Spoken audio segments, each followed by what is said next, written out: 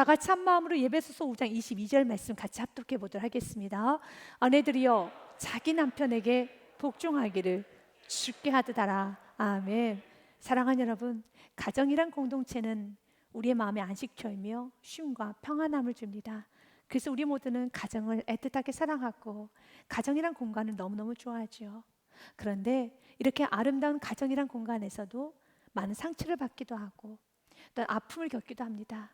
그런데 가정에서 받았던, 내가 사랑하는 식구들로부터 받았던 상처는 너무 큰 부정적인 파급력이 있어서 내 인생의 뿌리를 흔들 만큼 힘든 시간을 겪기도 합니다.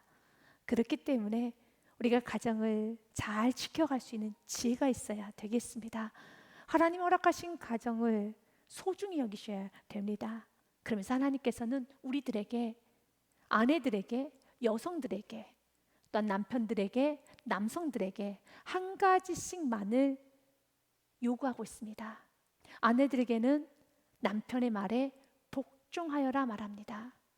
그리고 남편들에게는 아내를 위해서 희생적 사랑을 하여라 라고 말씀하고 있습니다. 그렇다면 하나님께서는 아내들, 남편들에게 참 많은 걸 요구하고 많은 걸 고쳐야 되겠지만 일괄적으로 하는 메시지는 오직 아내들에게는, 여성들은 권위에 순복하지 못하는 대적하는 마음을 버리고 권위에 순복하는 복종의 마음을 가져야 됩니다. 그 복종의 정도는 이렇습니다. 22절 말씀 보면 아내들이여 자기 남편에게 복종하기를 주님께 하듯 하라 라고 합니다. 24절 말씀에도 또 한 번 언급합니다. 그러므로 교회가 그리스도에게 하듯 아내들도 범사에 자기 남편에게 복종할지니라. 아멘. 교회가 그리스도의 말에 얼마나 잘 복종합니까? 여러분, 교회가 그리스도의 말을 따라야죠. 복종해야죠. 이렇듯 아내는 남편의 말에 복종을 해야 되는 것입니다. 그럼 왜 내가 남편의 말에 복종을 해야 됩니까? 왜 내가 남편의 말에 그대로 따라야 됩니까? 라고 묻는다면 그 이유는 23절에 있습니다. 23절 말씀 보면 이는 남편이 아내의 머리됨이 그리스도께서 교회의 머리됨과 같으니 그가 바로 몸의 구주시니라. 아멘. 아내의 머리는 남편입니다.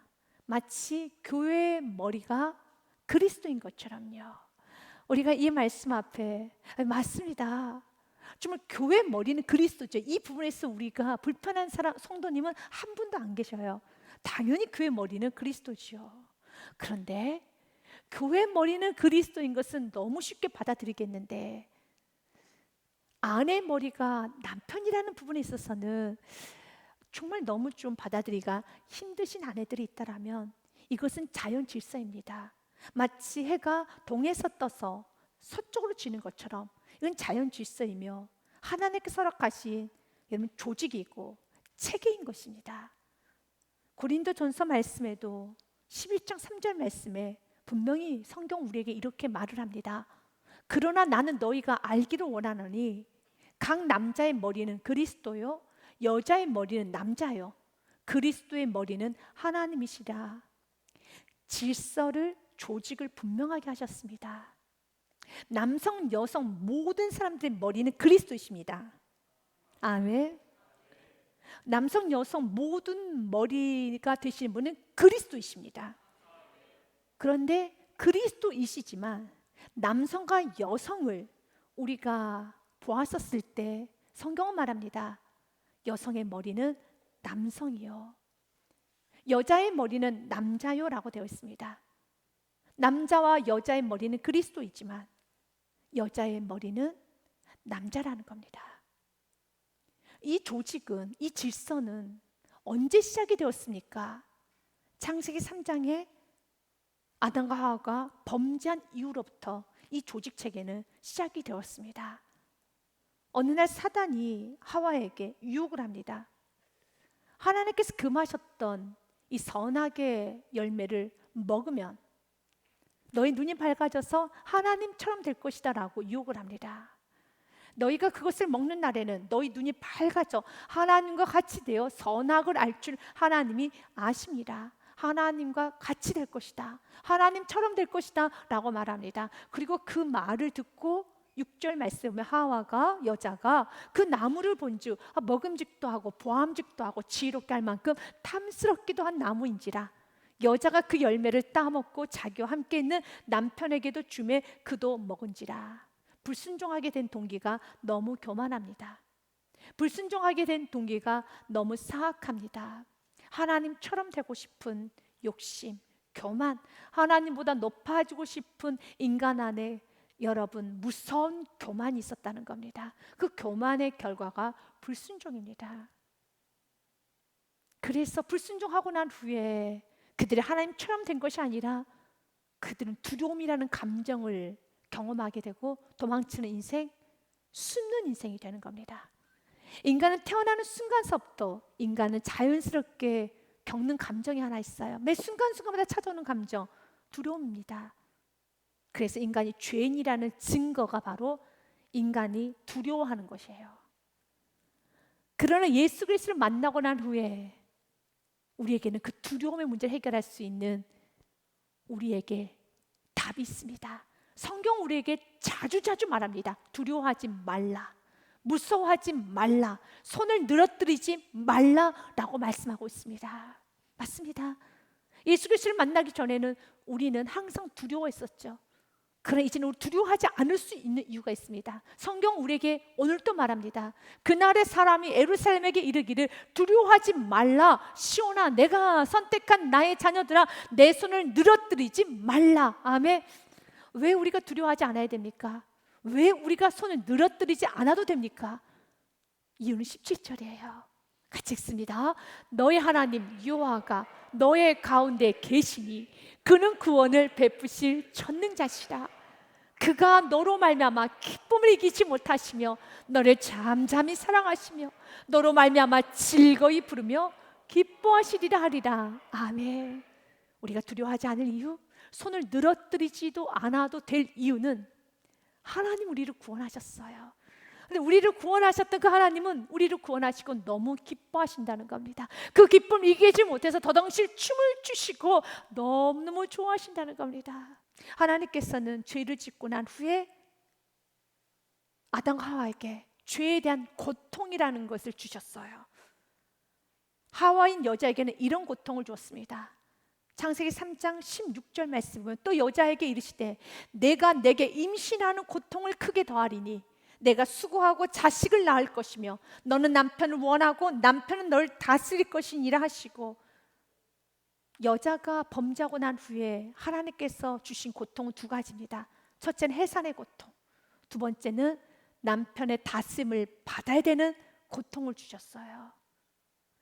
그래서 왜 내가 남편의 다스림을 받아야 됩니까? 그것은 죄에 대한 대가입니다. 또한 남성에게는 17절부터 19절 말씀에 보면은 평생토록 일을 해야 되는 고통을 주셨습니다. 아담에게 이르시되 내가 내 아내의 말을 듣고 내가 내게 먹지 말라 한 나무의 열매를 먹었은즉 땅은 너로 말미암아 저주를 받고 너는 내 평생에 수고하여 그 소산을 먹으리라. 땅이 내게 가시덤불과 엉겅퀴를 낼 것이라.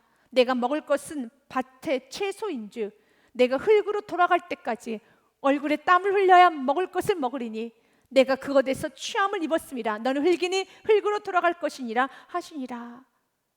남자들에게는 하나님께서는 평생 땀을 흘리고 흙으로 돌아갈 때까지, 죽을 때까지 땀을 흘리고 수고를 해야 되는 고통을 주셨어요. 일하는 고통을 주셨습니다. 죄에 대한 대가입니다. 그런데 우리는 너무 잘합니다. 분명 그것은 죄에 대한 대가이지만 해산의 수고는, 해산이라는 아기 낳는 고통은 죄에 대한 대가이지만 아기를 낳았었을 때 우리는 그 생명을 보고 너무 기뻐하는 것처럼 분명히 이건 죄에 대한 대가입니다. 그러나 그 하나님께서 하신 말씀에 순종을 나아갈 때 마치 십자가는 너무 큰 고통이었었죠. 그러나 그 십자가에 예수님께 순종을 나아가셨을 때 십자가에서 부활의 역사, 생명의 역사가 일어났던 것처럼 우리 여성들이 해산이라는 것은 고통스러운 거지만 그러나 해산의 수고를 했을 때 새 생명이 태어나는 그 축복은 너무 기쁜 것이고, 남편의 다스림을 받아야 되는 것은 고통이지만, 그러나 그 말씀 순종으로 남편에게 다스림을 받을 수 있는 것은 누군가의 보호를 받고, 누군가의 권면을 받고, 누군가로부터 여러분 안위를 받는 건 여성들에게 너무 큰 축복이고 행복이죠. 또한 남성들도 마찬가지입니다. 남성들이 기도하는 제목 중에 이런 기도를 많이 하시더라고요. 하나님, 내가 끝까지 일할 수 있는 건강 주시옵소서. 맞습니다. 남성들이 나는 왜 밤낮 일만 해야 돼? 이것은 남성에게 준 자연 원리예요. 밤낮을 일을 해야 되는 겁니다. 평생 땀 흘려야 되는 겁니다. 그런데 땀 흘리고 난 후에 그 얻는 수익, 너무 큰 기쁨이에요. 너무 큰 영화로움입니다. 그리고 평생에 일할 수 있는 것이 너무 큰 축복인 것을 알기 때문에 오늘도 기도합니다. 하나님, 일할 수 있는 축복을 허락하여 주시옵소서. 내가 순종으로 나아가게 되면은 행복한 삶을 살기 시작합니다. 우리 주님께서 오늘 우리에게 창세기 말씀과 일괄적으로 예배소서에도 남성들에게, 남편들에게, 아내들에게 요구한 부분은 창세기 3장에서도 그 말씀과 동일한 겁니다. 창세기 3장에 여자들에게 말했잖아요. 너희는 남자의 다스림을 받을 것이라 라고 말했던 것처럼 아내들에게 요구하는 건 동일합니다. 22절 말씀에도요, 아내들이여 자기 남편에게 복종하기를 주께 하듯 하라. 24절 말씀에도요, 교회가 그리스도에게 하듯이 아내들도 범사에 자기 남편에게 복종할지니라. 아멘. 이 말씀에 순종하기 시작하면 여성 행복해져요. 남성들도 마찬가지입니다. 남성들이 요구하는 것은 수고로움입니다.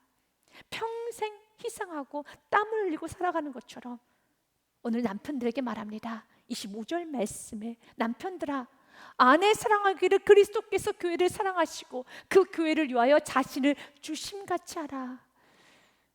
여러분, 예수님께서 교회에게 뭘 줬습니까?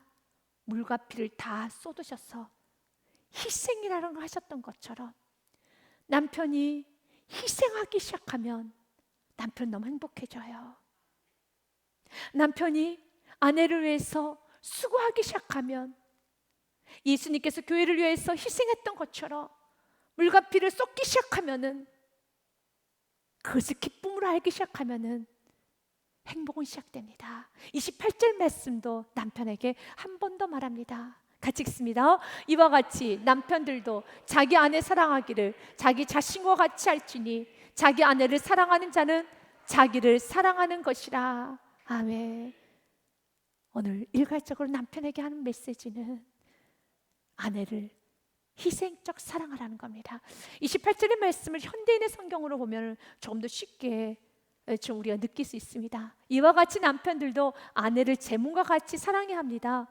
자기 아내를 사랑하는 것은 곧 자기 자신을 사랑하는 것입니다. 맞습니다. 아내를 사랑하기 시작하는 것은 곧 자기 자신을 사랑하는 겁니다. 그래서 한번 남편들이요, 생각해 보십시오.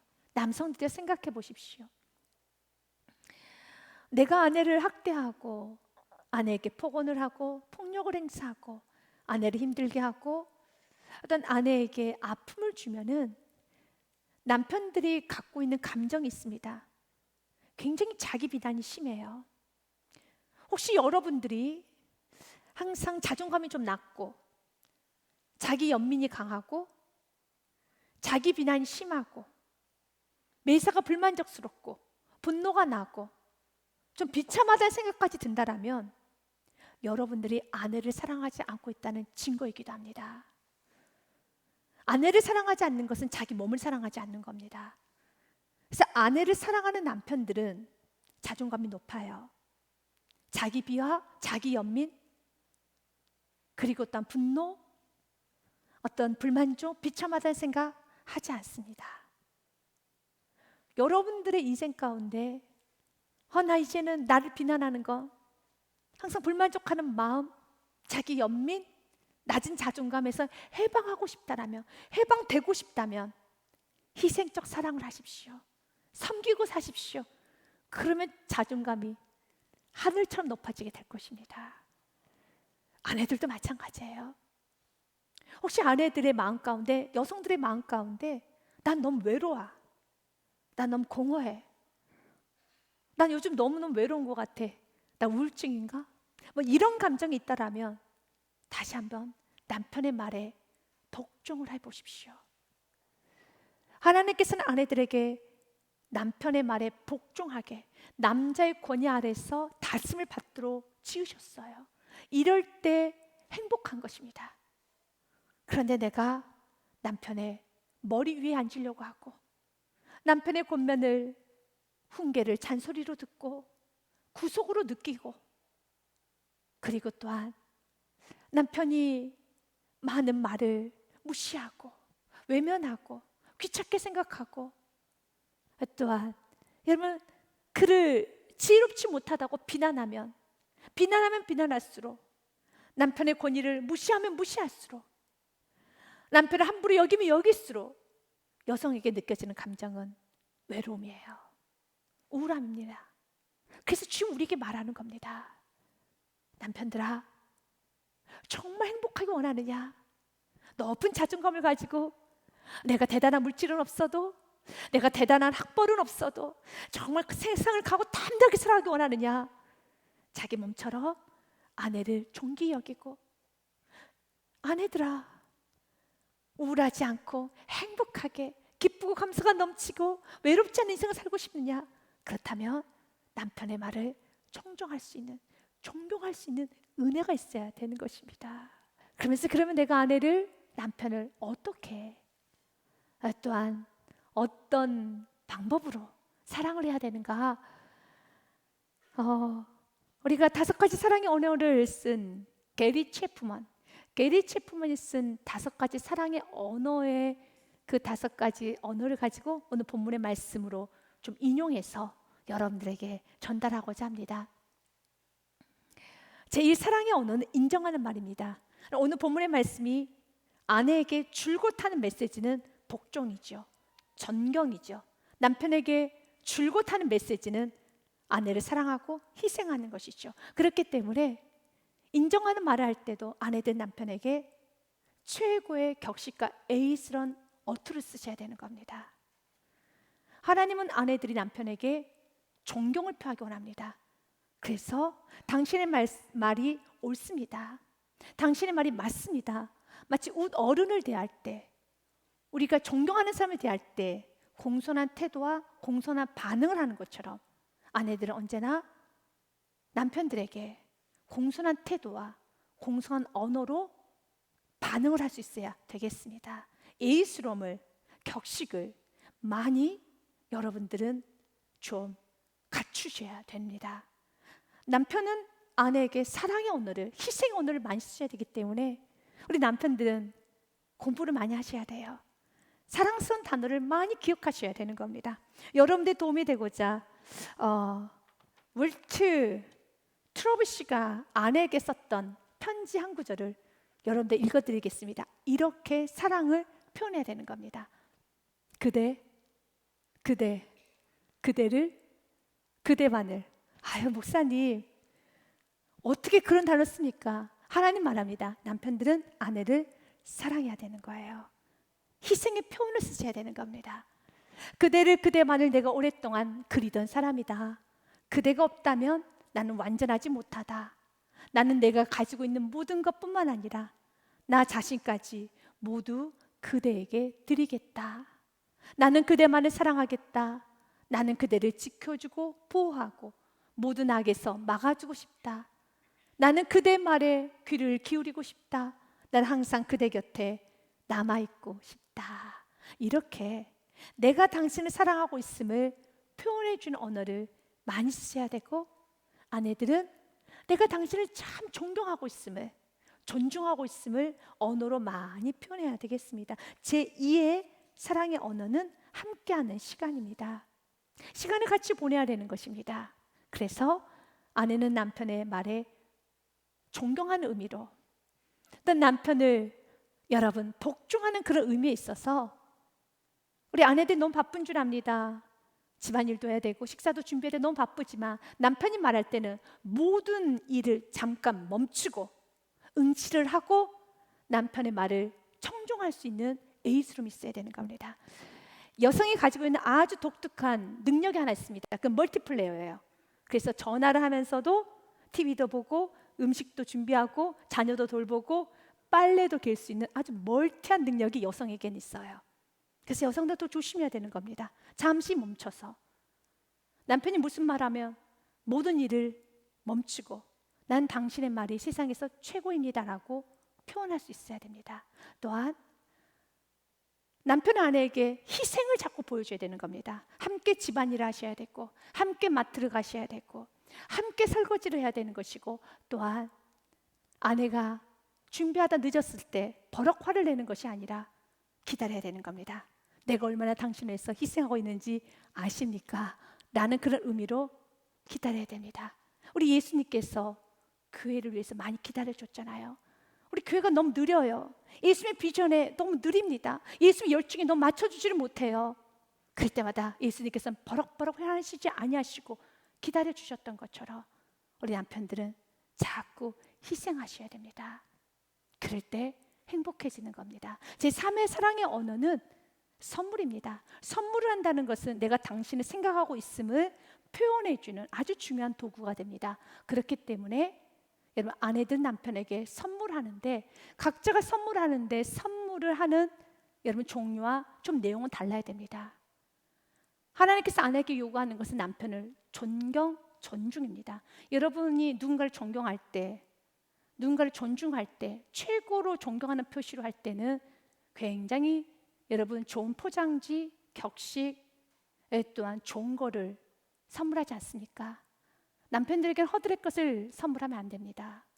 격식을 많이 차리셔야 됩니다. 선물 포장 단단히 하셔야 됩니다. 그리고 우리가 가정 형편이 있기 때문에 남편들에게 그러니까 비싸고 좋은 건 해주지 못합니다. 그러나 자그마한 것을 하더라도 셀품을 사는 게 아닙니다. 여러분 1+1에 당신 하나 갖고 또 누가 하나 주고 그런 것이 아니라 당신만을 위해서 준비한 격식이 있어야 됩니다. 하나님은 아내들이 이게 원하는 것은 남편에 대한 존경입니다. 또한 남편은 아내들에게 사랑과 희생이기 때문에 선물을 하나 하시지 마시고 2개를 하셔야 돼요. 희생을 하셔야 되기 때문에 3개를 하시면 좋습니다. 양이 참 중요합니다. 많은 걸 하시길 바라겠습니다. 내가 많이 희생하고 있음을, 내가 많이 당신을 사랑하고 있음을 자꾸 표현해 줘야 됩니다. 제4의 사랑의 언어는 봉사입니다. 남편을 위해서, 아내를 위해서 봉사하십시오. 그러기 위해서는 아내의 말을 흘리지 마시고 들으시고 남편의 말을 흘리지 말고 귀담아 들으셔서 아내가 원하는 것이 무엇인가를 해주셔야 됩니다. 남편이 원하는 게 무엇인가를 해주셔야 됩니다. 음식을 준비할 때도 당신이 이것을 먹고 싶다 해서 오늘 내가 이것을 준비했어 라고 정말 상대방이 원하는 것을 자꾸 봉사해 주셔야 되고 당신이 이곳에 가고 싶다고 해서 내가 당신을 위해서 준비했어 라고 여러분들은 봉사를 해 주셔야 되는 겁니다. 상대의 말을 흘려들어서는 안 되는 것입니다. 5번째 사랑의 언어는 신체적인 접촉입니다. 가족만이 누릴 수 있는 여러분 하나님 주신 축복이죠. 부모와 자녀 사이에 신체적인 접촉이 있어야 됩니다. 가족들 간에 누릴 수 있는 거죠. 부부 사이에 누릴 수 있는 신체적 접촉이 있죠. 하나님 그 신체적인 접촉을 마음껏 누리기를 원하고 있습니다. 가족이 아닌 사람들끼리 신체적인 접촉을 하는 것은 우리가 많이 금하고 있지 않습니까? 그래서 형제들 간에, 가족들 간에 누릴 수 있는 신체적인 접촉, 부모와 자녀 사이, 부부 사이, 형제들 간에 그 신체 접촉을 많이 함으로써 서로 사랑을, 존경을 표시할 수 있는 은혜가 있어야 되겠습니다. 잠언 말씀에 보면 이렇게 말씀합니다. 5장 18절과 19절 말씀에 보면요, 내 셈으로 복되게 하라. 내가 젊어서 취한 아내를 즐거워하라. 그는 사랑스러운 암사슴 같고 아름다운 암노루 같으니 너는 그의 품을 항상 족하게 여기며 그의 사랑을 항상 연모하라 라고 되어 있습니다. 항상 만족할 수 있는, 하나님께 허락하신 줄로 지어준 구역에서 만족할 수 있는 은혜가 있어야 됩니다. 전도서 말씀에 보면은 이렇게 말합니다. 내 평생에 수고한 것은 그 수고의 대가, 수고의 보상은 지금 내 옆에 있는 아내입니다 라는 말합니다. 같이 읽겠습니다. 내 헛된 평생의 모든 날, 곧 하나님이 해 아래에서 내게 주신 모든 헛된 날에 내가 사랑하는 아내와 함께 즐겁게 살지어다. 그것이 내가 평생의 해 아래에서 수고하고 얻은 내 몫이니라, 보상이니라. 아멘. 사랑하는 여러분, 평생 동안 수고해서 하나님께서 허락하신 보상 중에 하나가 바로 내가 사랑하는 아내고 내 사랑하는 남편이라는 겁니다. 바로 만남의 축복이라는 것입니다. 사랑하는 여러분, 여러분의 삶에 언제나 내가 남성으로서 또한 여성으로서 내가 아내로서 남편으로서 하나님께서 원하시는 그 삶, 복종의 삶, 그리고 또한 순종하고 사랑하고 희생하는 그 삶, 우리 각자 살아내감으로써 아름다운 관계가 풍성해지고 여러분의 가정이 더욱더 아름다워지고 부부의 관계가 더욱더 돈독해지는 축복이 충만하시기를 주님의 이름으로 축복드립니다. 주님께 영광을 올려드립니다.